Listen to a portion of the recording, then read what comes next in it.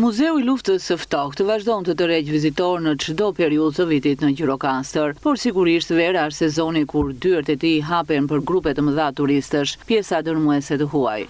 Ashtu siç gjetëm sot, duke shijuar çdo ambient të tij, duke mësuar kështu më shumë për sistemin e kaluar në Shqipëri.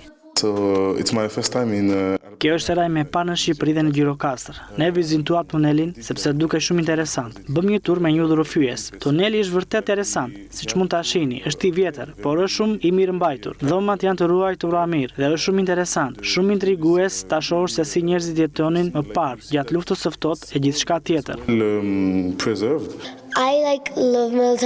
Mua më pëlqejnë shumë bunkerët ushtarak. Ndaluam sepse menduam se do të ishte diçka e bukur të provonim një eksperiencë si kjo. Pjesa ime preferuar ishte kur arrita të shija historinë në të dhe sa mirë është i ruajtur.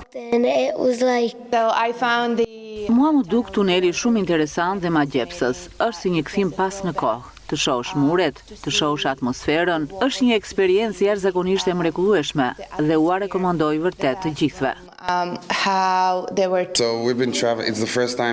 Është era e parë që vi në Shqipëri.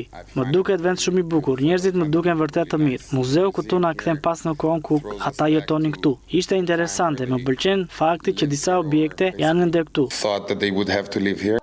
Sigurisht ata ndanë për mikrofonin tonë dhe mbresat për qytetin e gurt. Dhe pamja panoramike e qytetit është vërtet e bukur, kështu që është një eksperiencë shumë e mirë. Gjirokastra është e bukur, është një qytet aq i bukur, ushqimi është i mrekullueshëm, njerëzit janë aq miqësor dhe aq të mirë. Kjo është hera jone e parë që vizitojmë Shqipërinë. Dhe në përgjithësi qyteti është i mrekullueshëm. Të shohësh kalan atje lart pazarin, ne po na pëlqen shumë këtu.